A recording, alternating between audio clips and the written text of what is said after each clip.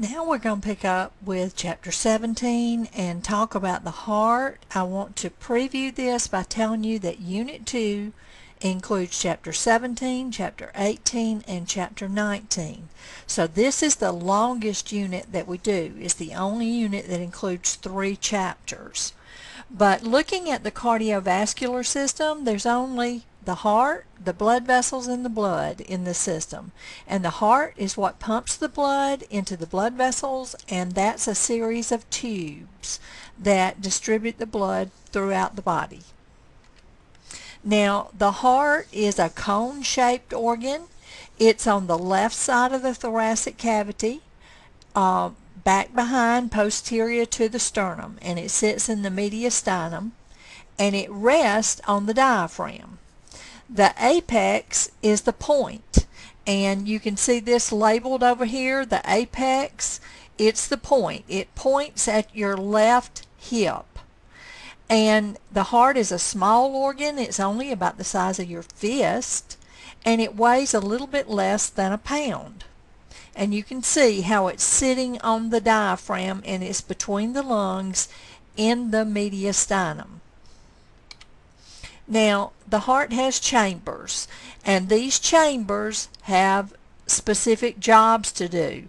The upper chambers are called the atria. You have a right atrium and a left atrium. The lower chambers are called the ventricles. You have a right ventricle and a left ventricle. And there is a boundary between the left and right ventricles. Now, the interventricular sulcus, that is external, and it's between the right and left ventricles. The atrioventricular sulcus is going to be found externally, and it's a boundary between the atria and the ventricles. Now, both of the right and the left atria are receiving chambers. They receive blood from your veins, and veins are the blood vessels that bring the blood back to the heart. And the blood is going to drain from the atria that receives the blood into the ventricles, and the ventricles are your pumping chambers. They pump the blood into the arteries. Arteries carry blood away from the heart. Veins to arteries away, AA. And the blood is brought back to the heart and delivered from the heart by great vessels. Those are the main veins and arteries in your body. Now, there are 2 different circuits that the blood pumps blood into. We can functionally divide the heart into a right side and a left side, and the right side of the heart is the pulmonary pump. It pumps blood into vessels that take it to the lungs and bring it back through vessels to the heart. So it pumps blood into the pulmonary circuit. Arteries always take blood away from the heart. So the pulmonary arteries take the blood to the lungs, and that blood is going to the lungs to get oxygen. So these are some of the only arteries in your body that carry deoxygenated blood. And then gas exchange takes place in the little air sacs in the capillaries of the lungs, and veins bring the blood back to the left side of the heart, and those are called pulmonary veins. So the right side of the heart is going to pump the blood. As you can see in this graphic, the right side is going to pump the blood to the lungs, and when it gets to the lungs, it's coming from this right side. It's going to pump it. It's going to leave by the pulmonary arteries carrying deoxygenated blood. The gas exchange happens here, so oxygenated veins bring back the blood to the left side of the heart. That's the pulmonary circuit. Now, it's a double pump because it also is a systemic pump. That oxygenated blood that the pulmonary veins brought back from the lungs is going to be pumped by the left side of the heart into the systemic circuit. And then the arteries will deliver that oxygenated blood to all of the capillaries in the body, and gas exchange will occur. So the oxygen is going to leave the blood and diffuse into the tissues, and the carbon dioxide will leave the tissues and diffuse into the blood. So the blood is going to pick up all that, and it's going to come back to the right side of the heart, where it then goes to the pulmonary circuit, comes back to the left side, goes to the systemic circuit, comes back to the right side. And this repeats over and over. Now this is a systemic circuit. We're in the right side of the heart. It's going to pump the oxygenated blood all over, up above the heart and below the heart, all over the body, and exchanges happen in capillaries.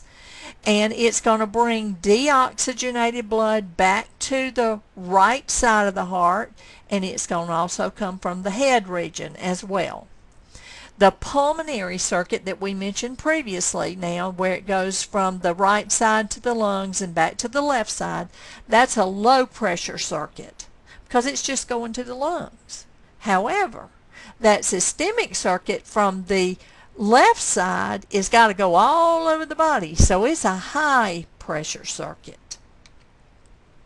Now what does the heart do? In addition to just being a double pump, it maintains pressure that blood exerts on the walls of the blood pressure, or of the blood vessels, and that's called blood pressure. And the rate of the heart's contraction and the force of the heart's contractions will help influence your blood pressure and your blood flow to all your organs. And we learned in chapter 16 that it's a secondary endocrine organ because it produces the atrial natriuretic peptide, ANP, that can lower your blood pressure by decreasing your sodium ion retention in your kidneys. Peri means around, and cardium is heart. So the pericardium is a membranous structure that surrounds the heart, and it's got several layers. It has a fibrous pericardium on the outside. It's very tough, and it's made of collagen bundles, and it anchors the heart to the diaphragm that's underneath it and to the great vessels that bring the blood into the heart and deliver the blood out of the heart.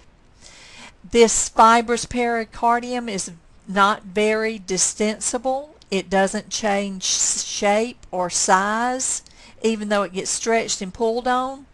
And the reason for this is it's keeping the chambers of the heart from overfilling with blood.